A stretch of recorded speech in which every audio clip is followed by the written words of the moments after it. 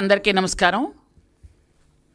ఈరోజు ఎప్పట్లాగే మీ అందరికీ తెలిసిన విషయమే, మన పార్టీ ఆఫీసులో గ్రీవెన్స్ అనగానే ప్రజల తాలూకా ఇబ్బందులు కష్టనష్టాలు తెలుసుకొని ఇక్కడి నుంచి ఏ డిపార్ట్మెంట్కి పంపించాలి, ఎవరికి ఏ ఇబ్బంది ఉందనేది మనం చేసుకుంటూ వెళ్తున్నాం. ముఖ్యంగా చాలా వరకు ఏంటంటే ల్యాండ్ ఇష్యూస్ ఇంకా వస్తున్నాయి.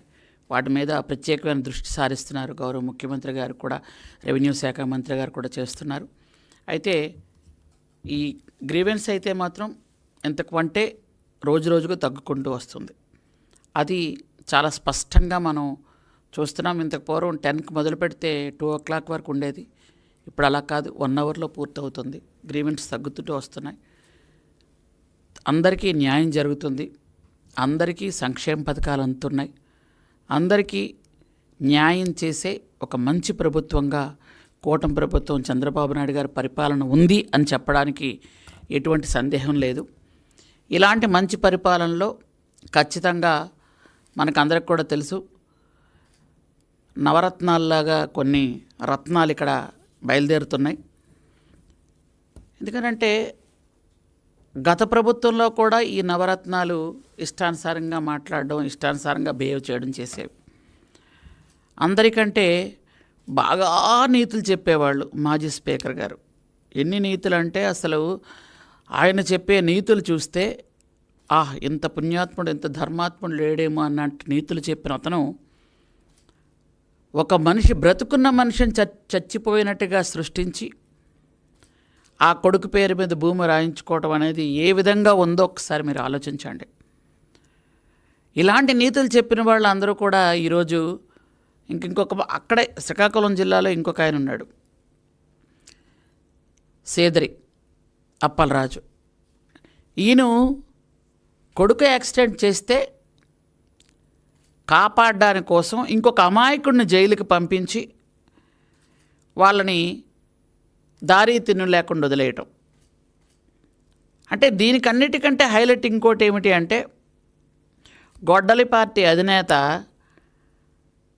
పరామర్శించడానికి వస్తున్నాడు అంటే అందరూ ఏమనుకున్నారంటే చనిపోయిన ఇంటికి పరామర్శించడానికి వస్తున్నాడు అనుకున్నారు. కానీ చంపిన వాడి ఇంటికి పరామర్శకి వెళ్ళాడు ఆయన. అంటే ఈయన తాలూకా నేర చరిత్ర, ఆయన తాలూకా మెంటాలిటీ ఇవన్నీ మనకు క్లియర్గా అర్థమవుతున్నాయి. అక్కడికి వెళ్ళి ఆయన మాట్లాడిన పద్ధతి, ఆ పదాలైతే ఆంధ్రప్రదేశ్ మొత్తం అందరికి కూడా నిజంగా మైండ్ బ్లాక్ అయ్యింది నన్ను అడిగితే. ఎందుకనంటే ఎవరో దారిని పోయినవాడు, ఇక దాదాపుగా వయసు అయిపోయినవాడు అంట, 45 సంవత్సరాలకు వయసు అయిపోయిన వాడిని ఒక చిన్న పిల్లాడు, 18 ఏళ్ళ పిల్లాడు గుద్దేస్తే అది పెద్ద ఇష్యూనా అని అడుగుతున్నాడు ఆయన. అంటే 45 సంవత్సరాలకు మనిషికి ఆయుష్ అయిపోయినట్టు లెక్క. అంటే మరి జగన్మోహన్ రెడ్డి చచ్చిపోయి ఎన్ని రోజులు అవ్వాలి ఇప్పటికీ? మరి జగన్మోహన్ రెడ్డి 45 సంవత్సరాల లోపు ఉందా? అంటే అతను కూడా చనిపోయవలసిన వయసా? అలాగైతే నాకు తెలిసి 50% ఉండక్కర్లేదు. నేను కానీ, మీరు కానీ చాలామంది ఉన్నారు. 50% మనుషులకి ఇంకా అయిపోయినట్టే, టైం అయిపోయింది, కాలం అయిపోయింది. అంటే వాళ్ళ తాలూకు ఆయుష్ అయిపోయిందని ఈయన డిక్లేర్ చేశాడు. అంటే నెక్స్ట్ ఎలక్షన్స్లో 45 సంవత్సరాల వయసు తర్వాత వాళ్ళు ఇంకెవరు ఉండకూడదని ఈయన ఉద్దేశం అనుకుంటా, మేబీ. అంటే ఒక అబ్బాయి తెలియకుండా యాక్సిడెంట్ చేయడం తప్పని నేను అనట్లేదు. తెలియకుండా యాక్సిడెంట్ అంటేనే అది తెలియకుండా జరగడం అని అర్థం. ఒక అబ్బాయి జరిగింది, కానీ ఆ తర్వాత మీరు చేస్తున్న పనులేంటి, వాళ్ళ నాన్న కానీ వాళ్ళ అధినేత కానీ చేస్తున్న పనులేంటి? అక్కడ ఒక తల్లి తన కొడుకును కోల్పోయి ఏడుస్తుంది, ఒక భార్య భర్తను కోల్పోయి ఏడుస్తుంది, 2 పసిపిల్లలు తండ్రిని కోల్పోయి ఏడుస్తుంటే ఇక్కడ నీకు వీళ్ళు కావాల్సి వచ్చారు, వాళ్ళ అవసరం లేదు, కనీసం వాళ్ళని పరామర్శించవు, వాళ్ళ దగ్గరికి వెళ్ళవు, వాళ్ళు ఏంటని అడగవు, అతను చచ్చిపోవలసిన వాడని నువ్వే డిసైడ్ చేస్తావు. అంటే ఇది ఆంధ్రప్రదేశ్ రాష్ట్రంలో అందరూ చూసిన తర్వాత ఏమనుకుంటారు? నీకు మతి స్థిమితం ఉందనుకుంటారా, లేదనుకుంటారా? ఒకసారి ఆలోచించండి. అలాగే ఆ జిల్లాలో ఈ మహానుభావుడు వెళ్ళేటప్పుడు ఒక మహిళా ఎస్ఐని చింతాడ రవి అంట ఆయన. ఆవిడని ఇష్టానుసారంగా ఆవిడని తాకుతూ ఆవిడని నెట్టేస్తూ పాపం ఆ రోజు ఆ ఎస్ఐ ఎలా ముడుచుకొని ఉందో ఒకసారి మీరు చూడండి. అంటే మన ఇంట్లో కూడా ఆడపిల్లలు ఉంటారు. అంటే ఇంగిత జ్ఞానం లేకుండా, అంటే యథా రాజా తదా ప్రజ అని మనకు క్లియర్గా అర్థం అవట్లే. అంటే శ్రీకాకుళం జిల్లాలో ఒక 3 నవరత్నాలు బయలుదేరి ఈ కార్యక్రమాలు. ఇక వైజాగ్ నిన్నలేదు మొన్న మనం చూసాము అమర్నాథ్, ఆయన తాలూకా పరిస్థితి, ఆయన మహిళలు కామెంట్ చేసే పద్ధతి. గుంటూరులో ముస్తఫా, తణుకులో కారుమూరి నాగేశ్వరరావు, వీళ్ళందరూ కూడా ఆయన పెట్టుకున్నటువంటి నవరత్నాలు ఇవన్నీ. ఇంకా ఉన్నాయి, చాలా రత్నాలు ఉన్నాయి ఇవన్నీను. అంటే మనుషులు గౌరవించడం కానీ, రాజ్యాంగాన్ని విలువనివ్వడం కానీ, రాజ్యాంగం గుర్తించడం కానీ, కనీసం రాజ్యాంగం ఒకటి ఉంది దానికి లోబడి మనం పనిచేయాలని కానీ వీళ్ళెవ్వరూ అనుకోవట్లే. ఎందుకనంటే ఇక్కడ చూసుకుంటే గొడ్డలి పార్టీ అధినేతకి ఎలాగైతే పరామర్శలు పలకరింపులకు వచ్చినప్పుడు మనుషుల తల మీద నుంచి కార్లు తీసుకెళ్ళిపోవడం అలవాటో, వీళ్ళకి ఇక్కడ ఇవన్నీ అలవాటు. అంటే తప్పు చేస్తూ, ఇంకా విచిత్రం ఏంటంటే ఇక్కడ మనకు ఎవ్వరికీ అర్థం కాని విషయం వాళ్ళకు మాత్రమే అర్థమయ్యే విషయం. ఎందుకంటే వాళ్ళు బాగా తెలివైన వాళ్ళు కాబట్టి తప్పులు చేస్తారు, నేరాలు చేస్తారు, ఘోరాలు చేస్తారు, కవ్వింపు చర్యలు చేస్తారు. ఇవన్నీ చేసినా పోలీసులు వాళ్ళని ఏమనకూడదు, అంటే కక్షాదింపు చర్యలు అనుకొని ముందుకు వస్తున్నారు. అసలు కక్షాదింపు చర్యలను దేనికంటారో వాళ్ళకి నిజంగా అర్థమై మాట్లాడుతున్నారో అర్థం కాక మాట్లాడుతున్నారో నిజంగా ఆంధ్రప్రదేశ్ రాష్ట్రంలోనే ఎవరికి అర్థం అవ్వట్లేదు. కవ్వింపు చర్యలు చేయొచ్చు, నేరాలు చేయొచ్చు, ఘోరాలు చేయొచ్చు, రప్పా రప్పా అని కత్తులు పట్టుకొని బయటకు రావచ్చు, ఎన్ని ఘోరాలైనా చేయొచ్చు, కానీ వాళ్ళని మాత్రం ఎవరు అరెస్ట్ చేయకూడదు. మీరు 7 సముద్రాలు దాటి అక్కడ నివాసం ఉన్న చట్టం తన పని తను చేసుకెళ్తుంది. ఖచ్చితంగా నేరాలు ఘోరాలు చేసిన వాళ్ళని ఖచ్చితంగా చట్టం శిక్షిస్తుంది. దీనిలో ఎటువంటి మార్పు లేదు. ఎందుకంటే మేము అంబేద్కర్ రాజ్యాంగాన్ని గౌరవించుకుంటూ వెళ్తున్నాం. మీలా రాజారెడ్డి రాజ్యాంగాన్ని మేము పెట్టుకొని వెళ్ళడం లేదు. రాష్ట్రంలో మళ్ళీ చూస్తే 2 సంవత్సరాల నుంచి చాలా ఇబ్బందులు పడిపోతున్నాం, చీకటి ప్రభుత్వం ఉంది అని మళ్ళీ వాళ్ళే నీతులు చెప్తున్నారు. 2 సంవత్సరాలలో జరిగిన అభివృద్ధి సంక్షేమాన్ని చూసి ప్రజలు నిజంగా నిన్న మీరు చూడండి, భోగాపురం ఎయిర్పోర్ట్ని చూసి ప్రజలు ఉవ్వెత్తున, అలాంటి మీటింగ్ మీ జన్మలో మీరు చూసి ఉండరు. వైసీపీ వాళ్ళకి నేను మళ్ళీ చెప్తున్నాను, కొంతమంది జంగిల్ రాజ్యాల్లా బిహేవ్ చేస్తున్నారు కదా, వాళ్ళు చూడండి వెళ్ళి భోగాపురం ఎయిర్పోర్ట్కి అంగరంగ వైభవంగా, ఆ ఎయిర్పోర్ట్లో మన సంస్కృతి, మన సంప్రదాయాలు, మన కళలు, మన తాలూకా నాగరికత అవన్నీ మేళవించుకొని భోగాపురం ఎయిర్పోర్ట్లో కనిపిస్తున్నాయి. ఇంటర్నేషనల్ ఎయిర్పోర్ట్, దానికి ఏమన్నాడు ఈయన, ఎర్ర బస్సే రాని దగ్గరికి ఎయిర్ బస్ కోసం వీళ్ళు ఎయిర్పోర్ట్ కట్టిస్తారా అని ఎగతాళి చేసిన మనిషి. చూడయ్యా, కళ్ళు విప్పుకొని చూడు అక్కడికి వెళ్ళి. నువ్వు మొన్ననే వచ్చావు, ఎందుకంటే దేనికి వచ్చావు, జైల్లో ఉన్నోడిని పలకరించడానికి. ఎవడైతే చంపేశాడో వాడింటికి వెళ్ళావు. వెళితే పోనీ వెళ్ళావా పరామర్శకి, అది కూడా లేదు.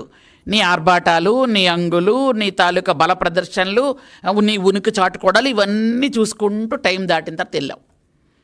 ఆ తర్వాత వాళ్ళ ఆవిడకి వాళ్ళ పిల్లల్ని కూర్చుని పెట్టి ఏవో పేపర్ చూసుకుంటూ ఎవరు రాసిచ్చిన స్క్రిప్ట్ చదివేసి వచ్చావు. కానీ ఎయిర్పోర్ట్ చూడడానికి వెళ్ళావా? సిగ్గు లేకుండా ఎయిర్పోర్ట్ కట్టింది నేనే అని మీ వాళ్ళతో చెప్పిస్తున్నావే, నిజంగా మతుందా, సిగ్గుందా, బుద్ధుందా మీకు? మా గౌరవ చంద్రబాబు నాయుడు గారు చెప్పినట్టు ఆ రోజు కొబ్బరికాయ కొట్టింది మేమే, ఈరోజు గుమ్మడికాయ కట్టింది మేమే. కానీ బుద్ధి లేకుండా మళ్ళీ మాట్లాడతారే మీరు. ఉత్తరాంధ్ర ఎంత అభివృద్ధి చెందింది, మా కళలకు రెక్కలు వచ్చాయి. ఈరోజు భోగాపురం ఎయిర్పోర్టు, స్టీల్ ప్లాంటు, అలాగే గూగుల్ సంస్థ, టీసీఎస్, ప్రత్యేక రైల్వే జోన్, మా పిల్లలకు ఉద్యోగాలు వచ్చే పరిస్థితిలో ఈరోజు ఉంటే మీరేమో తిరిగి కబుర్లాడుతున్నారు. మనం ఇంతకు పూర్వం ఎక్కడికైనా వెళ్ళాలి అని అంటే, అబ్రాడ్ వెళ్ళాలి అని అంటే హైదరాబాదు, ముంబై, మెడ్రాసు, బెంగళూరు వెళ్ళేవాళ్ళం. ఈరోజు మన భోగాపురం, ఉత్తరాంధ్రలో ఉన్న మన భోగాపురంకి వెళ్ళి ఫ్లైట్ దర్జాగా ఎక్కొచ్చు. అక్కడ ఎంత చక్కగా ఎయిర్పోర్టు ఉంది అని అంటే వర్ణనాతీతం. అలాంటి ఎయిర్పోర్ట్ని అంటే ఒక ఇంటర్నేషనల్ ఎయిర్పోర్ట్ని ప్రారంభించడానికి ప్రధానమంత్రి గారు వచ్చారంటే నీకు ఎగతాళిగా ఉందా? ఆ ఎయిర్పోర్ట్కి మా గిరిజనుల ఆరాధ్య దైవమైన అల్లూరి సీతారామరాజు గారి పేరు పెట్టడం నీకు ఎగతాళిగా ఉందా? ఒక ఇంటర్నేషనల్ ఎయిర్పోర్టు ఎస్టీలు బీసీలు కేవలంగా ఉండే జిల్లాలలో అది పెట్టడం నీకు ఎగతాళిగా ఉందా? నువ్వు కనీసం ఒక పని చెయ్యవు, చేసిన వాళ్ళని అప్రిషియేట్ చెయ్యవు, మళ్ళీ క్రెడిట్ చోరీ అంటావు. అసలు నీకు క్రెడిటే లేదు. క్రెడిట్ చోరీ ఏంటి? నీకు అసలు ఆ పదం వర్తించదు. నీకు ఆ పదంకి నీకు సంబంధం లేదు. నీ దగ్గర క్రెడిట్ చోరీ చేయడానికి ఏముంది? 4 గొడ్డలు, 4 కత్తులు, 2 హత్యలు, 4 ఏమో ఇంట్లో నుంచి బయటకు తోలేయడాలు, ఇవే ఉన్నాయి నీ దగ్గర. అవి మాకెందుకు? నీ దగ్గర ఆ క్రెడిట్ చోరీ చేయడానికి ఏ సబ్జెక్టు లేదు, ఏ పనితనం లేదు, ఎవరు చేయలేరు కూడా. ఆ పనితనం ఎవరికి అక్కర్లేదు. నీకు నేర్చుకోవాలి అనుకుంటే మా అధినాయకుడిని చూసి మంచి నేర్చుకో. ఇక మీదటైనా బాగుపడడానికి అవకాశం ఉంటుంది. అంతేగాని ఎవరికైనా నువ్వు ఒక్కరికైనా న్యాయం చేసావా? ఒక్కరికైనా ఎప్పుడైనా ఎక్కడైనా చంపిన వాళ్ళని వెనకేసుకురావడం, చంపిన వాళ్ళకి పదవులు ఇవ్వడం, బూతులు తిట్టిన వాళ్ళకి మంత్రి పదవులు ఇవ్వడం, చంపిన వాళ్ళకి ఎమ్మెల్సీలు ఇవ్వడం, డోర్ డెలివరీ చేసిన వాళ్ళు వెనకేసుకురావడం, ఇవే నీది. అంతే తప్ప కానీ ఒక్కరోజు మంచి చేయడం నీకు చేతనయిందా? కాబట్టి మంచితనం అనేది ఒకటి ఉందనేది నీకు తెలియదు. ఎందుకంటే ఎవరి ప్రపంచం అంతా గుర్తించింది, తల్లి చెల్లిని మెడపట్టుకుని బయటికి గెంటేసినాడు మనిషి కాదు అని. అది అందరికీ తెలుసు. తెలిసిన తర్వాత కూడా ఇంకా నువ్వేదో మంచోడుగా వేషం వేసుకొని తిరుగుతామన్నా ఎవరు ఊరుకునే పరిస్థితి లేదు. కాబట్టి నీ తాలూకా మనుషులు ఎవరెవరు ఎక్కడెక్కడ ఏ అన్యాయాలు చేశారో, ఏ తప్పులు చేశారో, ఏ నేరాలు చేశారో, ఏ ఘోరాలు చేశారో, మీరు 7 సముద్రాల పైన మీరు ఎక్కడ దాగున్నా తీసుకొచ్చి చట్టం తన పని చేసుకుపోతుంది అని నేను సభాముఖంగా తెలియజేస్తున్నాను. Thank you.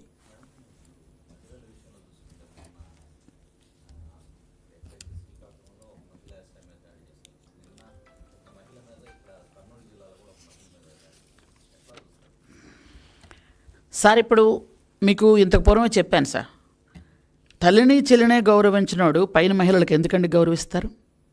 వాళ్ళకి మహిళలంటే ఎప్పుడు కూడా గౌరవం లేదు, అభిమానం లేదు. ఇంట్లో ఉన్న మహిళల మీదే దాష్టికం చెలాయించిన వాడికి, ఇంట్లో ఉన్న మహిళల్నే మెడపట్టుకుని బయటకు గెంటేసిన వాడికి, ఇంట్లో ఉన్న మహిళ వాళ్ళ అమ్మ పదవి కోసం వాళ్ళ అమ్మని, ఆస్తి కోసం చెల్లిని గెంటేశాడు. నిన్న లేదు మొన్న ఆవిడేదో ఆపరేషన్ చేయించుకున్నట్టుంది.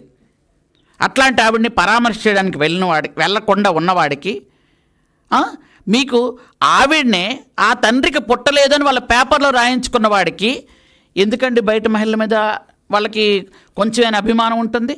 ఈరోజు ఒక ఎస్ఐని ఎవరవని మహిళ అంటే వాళ్ళకు చులకన భావం. అలాంటి వాళ్ళని ఖచ్చితంగా మా ప్రభుత్వం ఊరుకునే ప్రసక్తి అయితే లేదండి. మహిళలు కించపరిచిన వాళ్ళని, అవమానపరిచిన వాళ్ళని, అవహేళన చేసిన వాళ్ళని పొరపాటుని టచ్ చేసిన వాళ్ళకి అత్యాచారాలు ఇట్లాంటివి ఏ ఉన్నా కానీ వాళ్ళకి తగిన శిక్ష మాత్రం ఖచ్చితంగా ప్రభుత్వం తీసుకుంటుంది చర్యలు. దీనిలో ఎటువంటి తేడా కూడా లేదు. వాళ్ళు ఎక్కడ దాక్కున్నా, ఎక్కడ ఎవరు వెనక్కున్నా, వాళ్ళకి బ్యాక్గ్రౌండ్ ఎవరైనా ఖచ్చితంగా శిక్ష ఉంటుందండి. చట్టం తన పని తాను చేసుకుపోతుంది. ఇది కరెక్ట్ అండి, ఖచ్చితంగా జరుగుతుందండి.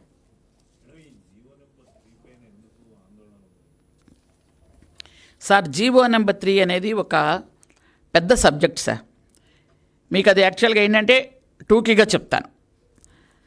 జీవో నెంబర్ 3 యాక్చువల్గా ఆ జీవో నెంబర్ 3 అంటే ఏంటో తెలియకే చాలామంది పార్టిసిపేట్ చేస్తున్నారు. మా భావితరాల పిల్లల భవిష్యత్తు బాగుండాలని, గిరిజనులకు న్యాయం జరగాలని మహానుభావుడు గౌరవ ముఖ్యమంత్రి నారా చంద్రబాబు నాయుడు గారు నిజంగా ఆ జీవో నెంబర్ 3ని 2000 సంవత్సరంలో ఇచ్చారండి. యాక్చువల్గా దీనికి ఆద్యం ఏంటంటే నందమూరి తారక రామారావు గారు. ఆ రోజు వారు గిరిజనులందరూ కూడా పనులు లేకుండా ఉంటున్నారు. గిరిజన ప్రాంతాల్లో ఎవరైతే ఉపాధ్యాయులుగా ఉన్నవాళ్ళు కింద నుండి వచ్చేవాళ్ళు పైకి రావట్లేదు. గిరిజన ప్రాంతాల్లో ఉండే వాళ్ళ సంస్కృతి, వాళ్ళ భాష, వాళ్ళ యాస కింద ఉన్న వాళ్ళకి, ప్లెయిన్ ఏరియా వాళ్ళకి తెలియట్లేదు. కాబట్టి అక్కడే ఉన్న గిరిజనులకు అక్కడ ఉద్యోగం ఇస్తే వాళ్ళు చేసుకోగలుగుతారని మా వాళ్ళకి 8వ తరగతి, 9వ తరగతి, 10వ తరగతి పాస్ అవ్వని వాళ్ళకు కూడా టీచర్ ఉద్యోగాలు ఇచ్చి, వాళ్ళకి 10th క్లాస్ ఎగ్జామ్స్ కట్టించి, వాళ్ళకి కోచింగ్లు ఇప్పించి, పాస్ చేయించి, తర్వాత టీచర్ ట్రైనింగ్ ఇప్పించి, అప్పటిదాకా వాళ్ళకి జీతం కూడా ఇచ్చారండి. వాళ్ళని అక్కడ టీచర్లుగా వేయడం జరిగింది. అది జీవో నెంబర్ 275 అని నందమూరి తారక రామారావు గారు 86లో, అంటే 1986లో ఇచ్చిన మా గిరిజనులకి ఒక అద్భుతమైనటువంటి వరం అది.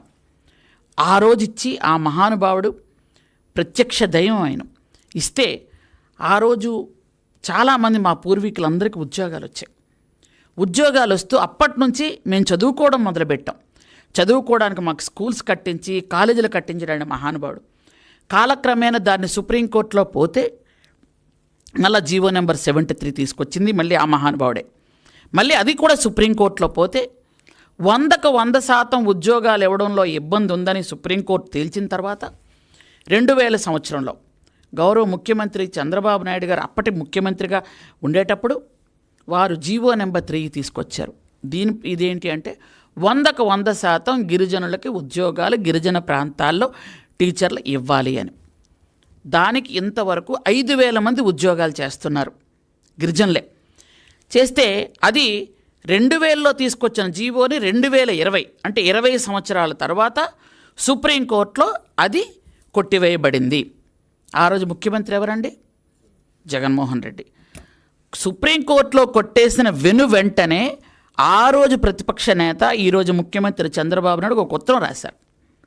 ఇది సుప్రీంకోర్టులో కొట్టేశారు కాబట్టి నెల రోజుల్లోపే దీని మీద పిటిషన్ వేస్తే గిరిజనుల తాలూకా స్థితిగతులు మనం వివరించగలిగితే మనకి ఇది ఉంటుంది అని అంటే 2000లో కొట్టేస్తే ఈయన తీరుబడిగా ఆలోచించుకొని 2022లో వేశారండి. అంటే 2 సంవత్సరాలు ఒక పిటిషన్ వేయకపోతే ఎవరైనా తీసుకుంటుందా? ఏ కోర్టైనా? మనకి ఈరోజు దెబ్బ తగిలితే ఈరోజు పోలీస్ స్టేషన్కి వెళ్ళాలండి. 2 నెలల తర్వాత, 3 నెలల తర్వాత, 2 సంవత్సరాల తర్వాత వెళ్తే ఎందుకు తీసుకుంటారు? తీసుకోలేదు. ఆ రోజు మా గిరిజనులు, ఈరోజు ఎవరైతే ఈ సోకాల్డ్ లీడర్స్ కొంతమంది వెళ్ళి ధర్నాలు చేస్తున్నారే, ఆ రోజు మేము ఎవరైనా మాట్లాడామా? మాట్లాడితే కాలు ఎరగొట్టు లోపల పెట్టేవాళ్ళు. ఆ రోజు కక్షాదింపు చర్యలు, ఆ రోజు బలవంతపు అరెస్టులు, హౌస్ అరెస్టులు ఇవన్నీ ఉండేవి. ఆ రోజు నా గిరిజన సోదరిమణులు ఒక్కరు అడగలేదు. ఆ రోజు మేము బయటకు వస్తే మా మీద కేసులు పెట్టేవాళ్ళు. అయితే 2020లో పోయిన జీవోకి ఇంతవరకు వీళ్ళు అతి లేదు గతి లేదు. 2022 వేస్తారు, అది వెంటనే సుప్రీంకోర్టులో పోయింది. ఆ తర్వాత సుప్రీంకోర్టు ఒక డెసిషన్ ఇచ్చిందట 2000లో. 100% ఉద్యోగాలు ఇవ్వడం కరెక్ట్ కాదు, కాబట్టి ఈ జీవో వద్దు. ఇలాంటి జీవో మళ్ళీ మీరు ఇస్తే ఇంతవరకు ఎవరైతే 20 సంవత్సరాలు ఉద్యోగాలు అవును వాళ్ళందరి మీద కూడా చర్యలు తీసుకుంటాము అని. ఈరోజు ధర్నా చేస్తున్న వాళ్ళందరికీ ఆ విషయాలు తెలుసు. పెద్దవాళ్ళకి తెలిసి చిన్నపిల్లల్ని మభ్యపెట్టి రోడ్ల మీద తీసుకొస్తున్నారు. కొంతమంది కావాలి అని ప్రలోభ పెట్టి కొన్ని పార్టీలు, ఎందుకంటే వైసీపీ వాళ్ళు ఆ రోజు ఏం చేయలేపారు, చేతకాలేదు వాళ్ళకి. ఈరోజు మేము ఏదైనా చేద్దామనుకుంటే ఖచ్చితంగా దాని మీద వాళ్ళు చేస్తున్నారు. నేను మళ్ళీ చెప్తున్నాను, కూటమి ప్రభుత్వం వచ్చిన తర్వాత జీవో నెంబర్ 3 మళ్ళీ మేము తీసుకొస్తామని గౌరవ ముఖ్యమంత్రి చంద్రబాబు నాయుడు గారు మాకు మాట ఇచ్చారు. దానిలో భాగంగానే 9 ఐటీడీఏల్లో రెస్పెక్టెడ్ ఐఏఎస్ ఆఫీసర్లను కూర్చునిపెట్టి, అలాగే ఇక్కడి నుంచి కూడా ఒక ఐఏఎస్ ఆఫీసరు వెళ్ళి, మా డైరెక్టర్ గారు కూడా వెళ్ళి అక్కడ గిరిజన సంఘాలని, గిరిజన ఉద్యోగస్తుల్ని కూర్చునిపెట్టి వాళ్ళ తారక అభిప్రాయాలు తీసుకొని క్రోడీకరిస్తున్నాం. ఈరోజు ఇప్పటికిప్పుడు కావాలంటే జీవో నెంబర్ 3 ఇస్తే సుప్రీంకోర్టులో వేస్తే మళ్ళీ పోతుంది. మళ్ళీ పోతే మా భావితరాల భవిష్యత్తు ఏమైపోతుంది? కాబట్టి మొన్న మళ్ళీ మేమేంటంటే వరుసగా మీటింగ్లు పెట్టుకుంటూ వస్తున్నాం. ఒక హై లెవెల్ కమిటీ కూడా వేద్దామని డిసైడ్ చేసుకున్నాం. మొన్న నేను కూడా హోమ్ మినిస్టర్ గారు ఇద్దరం వెళ్ళాం, పాడేరు వెళ్ళి హై లెవెల్ కమిటీ వేద్దామని. ఇంతవరకు పేర్లు ఇవ్వలేదు వాళ్ళు. పేర్లు ఇస్తే ఒక కమిటీ వేసి అందరం కూర్చొని మనకి ఏ విధంగా ఉపయోగపడుతుంది, ఈ జీవోని తీసుకొస్తే ఈ జీవో నెంబర్ 3కి ప్రత్యామ్నాయంగా ఇంకో జీవో తీసుకురావాలి. ఆ జీవో నెంబర్ 3 మళ్ళీ పునరుద్ధరించలేం. అంటే ప్రత్యామ్నాయంగా ఇంకొక జీవో రావాలి. ఇంకో జీవో రావాలి అంటే ఆ జీవో సుప్రీంకోర్టులో పోకుండా ఉండాలి అనేది గౌరవ ముఖ్యమంత్రి చంద్రబాబు నాయుడు గారు మా మీద చూపిస్తున్న అభిమానం, మా మీద చూపిస్తున్న అక్కరది. ఎందుకంటే గిరిజనులు నష్టపోకూడదు, గిరిజన విద్యార్థులు నష్టపోకూడదు, వాళ్ళ ఉద్యోగాలు వాళ్ళకే రావాలి, వాళ్ళని ఖచ్చితంగా మనం ఆదుకోవాలి అని మా మీద వారు చూపిస్తుంటే మా వాళ్ళకు కొంతమందికి అర్థం కావడం లేదు. ఆ రోజు అసలు ఈ జీవో నెంబర్ ఇవాళ ఏడు చాలామంది ఇదవుతున్నారే. నేను క్లియర్గా చెప్తున్నాను, ఒక గిరిజన బిడ్డగా ఆ జీవో నెంబర్ 3 ఎవరు ఇచ్చారు మనకి? గౌరవ చంద్రబాబు నాయుడు గారు ఇచ్చారు. ఆ రోజు మన పెద్దలు ఉద్యోగాలు చేస్తారంటే ఎవరు ఇచ్చారు? అది 275 జీవో ఎన్టీ రామారావు గారు ఇచ్చారు. అంటే తెలుగుదేశం ప్రభుత్వంలోనే మనకు జరుగుతుంటే మళ్ళీ తెలుగుదేశం ప్రభుత్వం మీద మీరు తిరగబడుతున్నారే. ఇదేనా నీతి? ఇదేనా మన నిజాయితీ? గిరిజనులంటే ఒక మాట మీద నిలబడే వ్యక్తులం. మనకి కల్మషం లేదు, కల్లా కపటం లేదు, మనం మంచి వాళ్ళమని మనకు న్యాయం చేయాలని గౌరవ ముఖ్యమంత్రి గారు మన కోసం అన్నీ చేస్తుంటే మీరు కావాలని ఎవరో చెప్పారని రెచ్చగొట్టారని రోడ్డు మీదకి వస్తున్నారు. ఇది న్యాయమా? ఇది ధర్మమా? ఆ రోజు చంద్రబాబు నాయుడు గారు జీవో నెంబర్ 3 ఇవ్వకపోతే మన పరిస్థితి ఏమిటి? ఈరోజు మన ఉద్యోగాలు చేసేవాళ్ళమా? ఆ రోజు నందమూరి తారక రామారావు గారు 275 ఉద్యోగాలు ఇవ్వకపోతే ఈరోజు అసలు మనం అన్నం తినేవాళ్ళమా? ఇది మన పెద్దలు ఉద్యోగాలు చేస్తేనే కదా మనందరం చదువుకున్నాం. ఆ రోజు జీవో 275 జీవో కానీ జీవో నెంబర్ 3 కానీ ఆ పెద్దలు ఇద్దరు ఇవ్వబట్టే కదా మనకి. కానీ అలాంటి పెద్దల్ని 2000 సంవత్సరంలో జీవో నెంబర్ 3 ఇస్తే ఎవరెవరు ఉద్యోగాలు చేస్తారో ఆ ఉద్యోగస్తులే మేమే 2019లో ఆయన ఓడించాం. 7కి 7 ఓడించాం, ఎంపీని ఓడించాం, 7 ఎమ్మెల్యేలను ఓడించాం. కానీ ఆయన ఏది మనసులో పెట్టుకోలేదు. మళ్ళీ మన కోసం 50 ఏళ్ళకే పెన్షన్ ఇస్తున్నారు, ఐటీడీఏలన్నీ పూర్తిగా పనిచేసేటట్టు చేస్తున్నారు. జగన్మోహన్ రెడ్డి కోటేశారు మా గిరిజనులు. ఏం జరిగింది? ఐటీడీలు మొత్తం క్లోజ్ అయిపోయాయి. మొత్తం మా 18 పథకాలు బ్యాన్ చేసి పడేశారు. ఈరోజు 18 పథకాలు వెళ్తున్నాయి, ఐటీడీలు ఓపెన్ అయ్యాయి, 50 సంవత్సరాలకు పెన్షన్ వస్తుంది. మళ్ళీ జీవో నెంబర్ 3కి యాజ్ యూజువల్గా ఆ జీవో నెంబర్ 3కి యాజ్ టీజ్గా దానికి అమెండ్మెంట్స్ చేసి పెడతామంటున్నారు. కానీ మీరు ఓర్చుకోలేకపోతున్నారే, కొంచెం కూడా ఆగలేకపోతున్నారే. మనకు జీవో నెంబర్ తీసుకురావడానికి ముఖ్యమంత్రి గారు పూర్తి స్థాయిలో కష్టపడుతున్నారు. మేము వచ్చి చెప్తున్నాం మీకు, అరే ఈ జీవో నెంబర్ 3 వచ్చిందే ఆయన గురించి, ఆయన తెచ్చారు. జీవో నెంబర్ 3 తీసుకొచ్చిందే ఆయన, చంద్రబాబు నాయుడు గారు. కానీ మీరు చంద్రబాబు నాయుడు గారి మీద ఒంటికాల మీద లేస్తున్నారే. అంటే పెట్టిన చెయ్యినే మీరు తిట్టుకుంటారా? పెట్టిన చేతినే మనం నరుక్కుంటామా?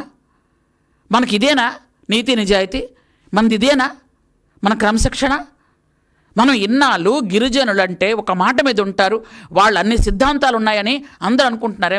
మనం చెడ్డ పేరు తెచ్చుకుంటున్నామా?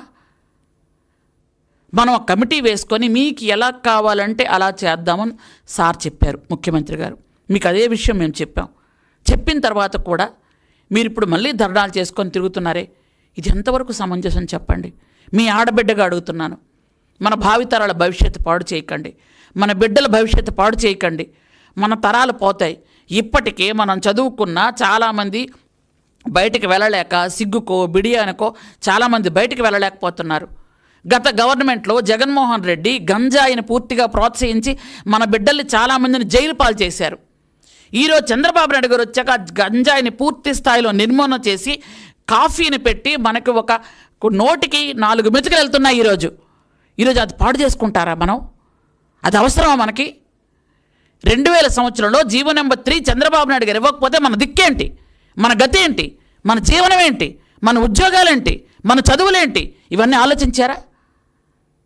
2020లో జగన్మోహన్ రెడ్డి ఉన్నప్పుడు పోతే మీరు ఒక్కరు మాట్లాడారా? మాట్లాడగలిగారా? ఆ రోజు కొడతారని భయం, అరెస్ట్ చేస్తారని భయం. అంటే ఈరోజు మీరు ఏం చేసినా రోడ్డు మీదకి వచ్చినా చంద్రబాబు నాయుడు గారు ఏం చేయరనే కదా మీ ధైర్యం.